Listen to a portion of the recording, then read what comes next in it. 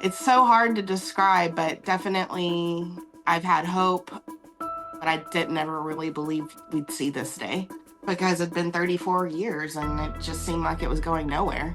Police in Texas have said they arrested a suspect from a 1991 cold case and did it with the help of criminology students at the University of Texas at Arlington. 63-year-old Janie Perkins was arrested and charged in the murder of Cynthia Gonzales. So in 1991, Cynthia Gonzales was an adult entertainer. She was slated to meet a client the evening that she went missing. She was not seen by her family and her husband about 24 hours after she was supposed to be off work.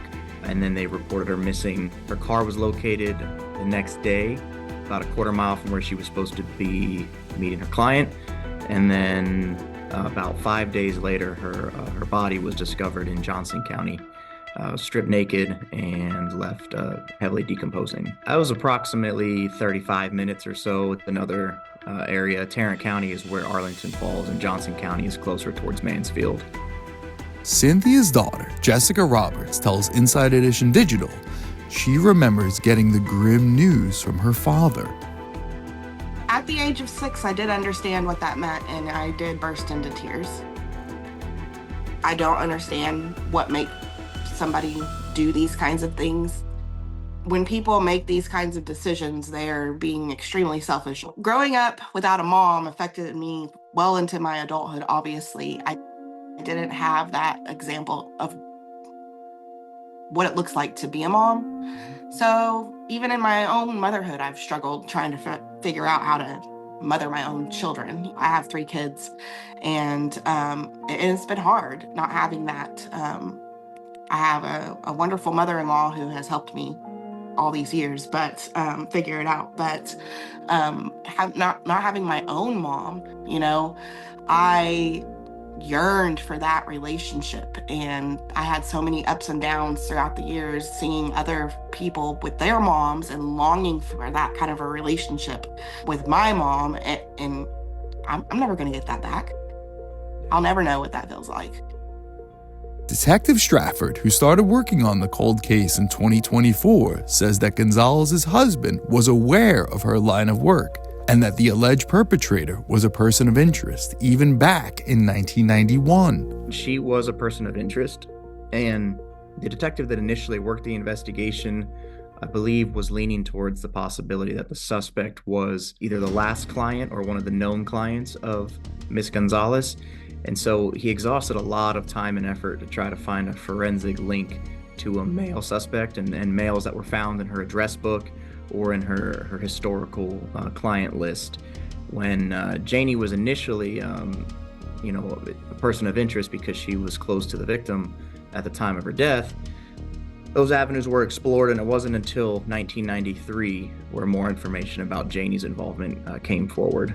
They shared a love interest. There was a male that they both had relations with. That male was dating Miss Perkins at the time, and there was he left Miss Perkins to be with our victim, Cynthia Gonzales. As time went on, the case got cold. Then, an opportunity surfaced to work with students at UTA to give a look at it with fresh eyes. Well, this basically started about a year ago when we had what we call CRCJ Week, Criminology, Criminal Justice, and our instructors reach out to people in the community, law enforcement and others that we think that our students would be interested in going into work, in those fields, attorneys, all kinds of people. And what we had during that week was a Arlington detective that came and spoke about a case. He kept talking about, I just don't have enough time to go through. We've got too many files, because in Arlington, at that police department, unlike some of the larger departments, they don't have a separate cold case file, a group that a unit that works on that. Thinking, I've got these brilliant students that would be so excited and would work so hard, which they have not proven me to be wrong, obviously. And I talked to our people here. We drew up legal documentation to protect confidentiality and things like that, and establish the guidelines. And then in the fall, we opened our first course. I put out applications for the students. They filled out the applications, and I chose the ones that I thought would be best for the class. And then that had to be approved by the Arlington Police Department. And so they came out, they gave a synopsis of each of the cases and basically said, good luck.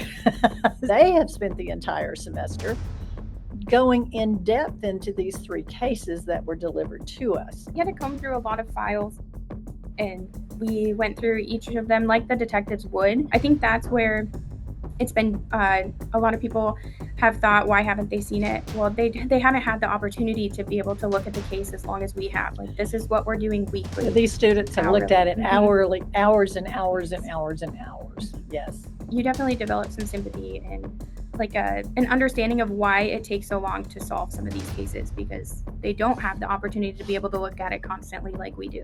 They have come in 2.5, 3 hours, 4 hours before class. They stay the hour and a half for class, and then they're back and stay sometimes till 9 o'clock at night or 10 or whatever it is when we get out of here.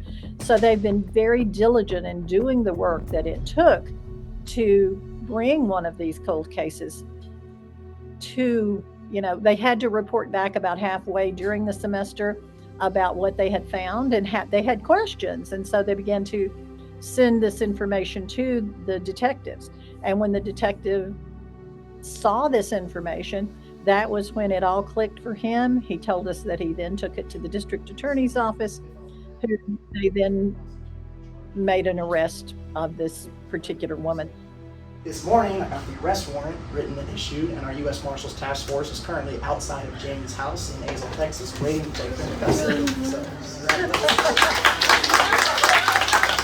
With all of the new information, it led police to the arrest of Janie Perkins in early November.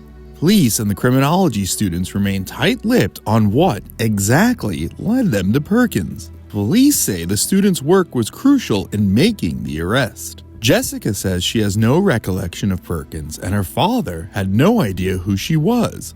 If I did know her or had met her at any point in time, I don't remember because I was so young. I don't really know the relationship she had with my mom.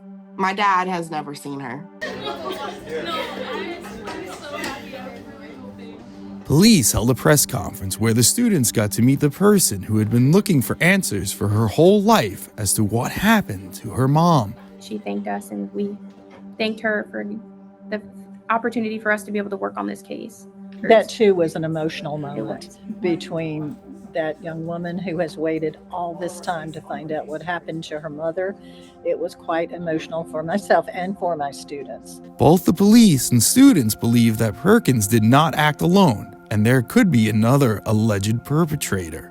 The investigation into that avenue is still ongoing by the Arlington police. I believe the initial assessment based on the severity of the crime scene was that she had been kidnapped, sexually assaulted, and murdered. And that particular type of crime and the brutal nature of it was at the time believed, to be done by a male suspect. And we still do believe that there was a male party involved that assisted our suspect at the time. We're still working through some investigative leads to try to confirm that. For them to think that they can take the life of another human being and to not even consider how that's going to affect not just that victim's family moving forwards, but also her own family. Because I don't know if any of her family even knew about this, but it's going to impact them as well. All of her extended family. I don't know if she has kids. I don't know anything about this woman. But I will say this, I am seeking the fullest extent of the law here. So this woman has lived for 34 years, lived her life, and I'm going to make sure that she spends the rest of it in prison. My dad doesn't really like to talk about it. I'm keeping him updated on this kind of stuff, but he was, like I said, he was very hurt when it happened. He's never really liked to talk about it so much, so he kind of keeps his emotions to himself. But he is very much feeling what everyone else is feeling right now too. All parties involved would like this partnership between UTA and the Arlington Police to continue. Well, we definitely, it's definitely gonna hopefully continue. I know that the students are very excited, the university is excited, the department is excited to continue to go through, because we have cases from the 1970s all the way to the early 2000s that are unsolved. So what we more hope is that other departments and other states and other universities may have the same idea, to get fresh, young, hungry eyes that have time and dedication, and we can help other victims and other families reach that same goal of finding justice. So I do believe it's going to continue here in Arlington. I hope we can get more arrests. Obviously, these little nuggets of information that we get from the students, it's just a small piece of it. We have to do the work on the other end, and we have to have cooperating district attorneys and corroborating evidence and all kinds of things that piece us all together, but each nugget of truth helps us get there, and we're now hoping that we'll get some more cases across the line. I'm overwhelmed every day when I've had the opportunity of having these fantastic students. I've been doing this at University of Texas at Arlington since 1990. I taught part-time the whole time I was at the Tarrant County ME's office, and I came on full-time in 2012. And my purpose in doing this is to get these students, to introduce them to this amazing information in forensics and how it can be utilized to assist the police. The course has also helped students like JC develop what she does and doesn't want to explore in the field. Yeah, I would say pretty much everybody in the course they have some kind of interest in forensics, either if it's law enforcement, if it's in the crime lab. Everybody has that passion of wanting to work in the field, and I feel like this class has really reinforced it for a lot of us. Specifically myself, I don't know that I want to be a detective, but I would love to be in crime scene and be able to help the detectives collect what they need in order to solve these crimes. So I would say this class has definitely helped prepare us. Professor Eddings has done an amazing job teaching us what we need to know to be able to work on these cases and what to look for. So I would definitely say that it's reinforced what we would like to do as a career.